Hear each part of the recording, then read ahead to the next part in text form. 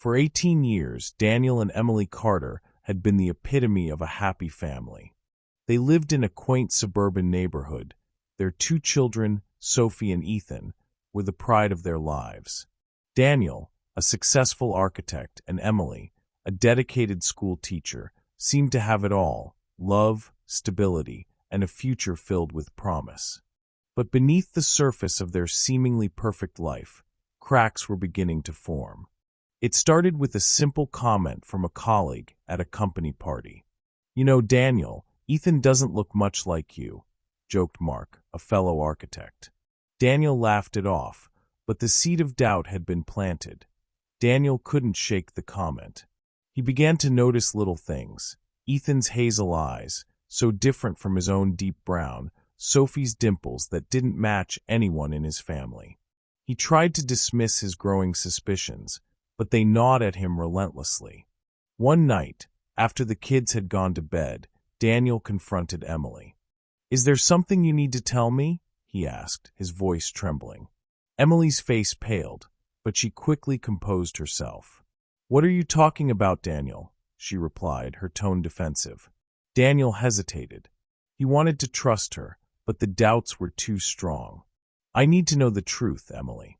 Are the kids, are they really mine?" Emily's eyes filled with tears. "How can you even ask that?" she whispered. But Daniel saw something in her eyes, a flicker of guilt, perhaps, that made his heart sink. Unable to bear the uncertainty, Daniel decided to take matters into his own hands. He secretly collected DNA samples from Sophie and Ethan, sending them off to a private lab for testing. The wait was agonizing, each day stretching into an eternity. When the results finally arrived, Daniel's hands shook as he opened the envelope. The words on the page hit him like a sledgehammer. Probability of paternity, 0%. Daniel felt as if the ground had been ripped out from under him. His children, the center of his world, were not his.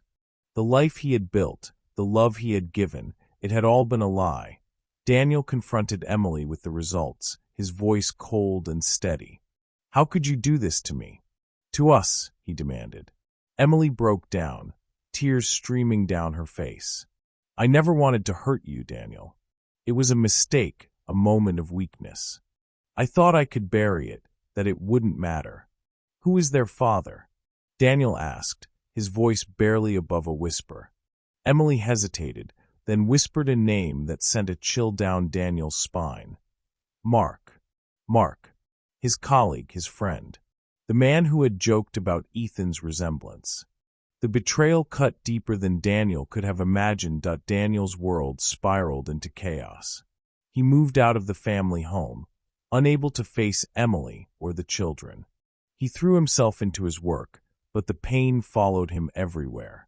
He couldn't look at Sophie and Ethan without feeling a mix of love and heartbreak. Meanwhile, Emily struggled to hold the family together.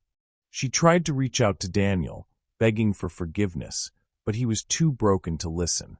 The children, sensing the tension, began to act out, their once happy home now a battleground of silent resentment. As the months passed, Daniel's anger began to give way to a desperate need for closure.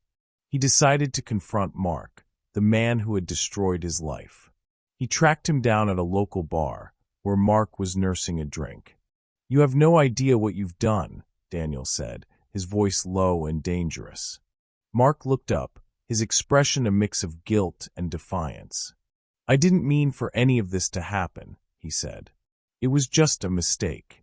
"A mistake," Daniel repeated, his voice rising. "You ruined my life, Mark. You took everything from me." Mark sighed, running a hand through his hair. "I know, and I'm sorry. But you have to understand, Emily and I, we were young, and it just happened. I never thought it would come to this." Daniel's fists clenched, but he forced himself to walk away.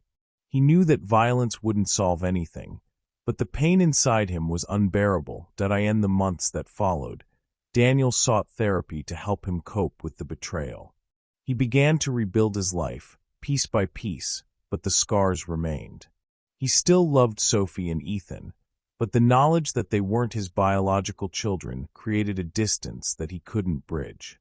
Emily, too, sought help, trying to mend the broken pieces of their family. She reached out to Daniel, hoping for a second chance, but he was unsure if he could ever trust her again. The children, caught in the middle, struggled to understand why their family was falling apart. Sophie, now a teenager, began to ask questions, demanding the truth. Ethan, younger and more sensitive, withdrew into himself, his once bright smile now a rare sight. Years passed, and the wounds began to heal, though the scars remained. Daniel and Emily eventually divorced, but they worked together to co-parent Sophie and Ethan, putting the children's needs above their own pain. Daniel found solace in his work, throwing himself into projects that allowed him to create something beautiful out of the chaos of his life. He even began to date again, though he was cautious, afraid of being hurt once more. Emily, too, found a new sense of purpose. She dedicated herself to her students, finding joy in helping others even as she struggled to forgive herself for the mistakes of her past. Sophie and Ethan, now young adults, began to find their own paths. Sophie, with her mother's strength and resilience, pursued a career in psychology, determined to help others navigate the complexities of family and relationships. Ethan, with his quiet determination, followed in Daniel's footsteps, becoming an architect and finding solace in the precision and beauty of design. Life moved on, as it always does. The pain of betrayal never fully disappeared, but it became a part of who they were, shaping them in ways they could never have imagined. Daniel, Emily, Sophie, and Ethan learned to live with the shadows of their past, finding light in the love that remained. And though their family was forever changed, they discovered that even in the face of heartbreak, there was still hope, for healing, for forgiveness, and for a future that, while different, could still be beautiful.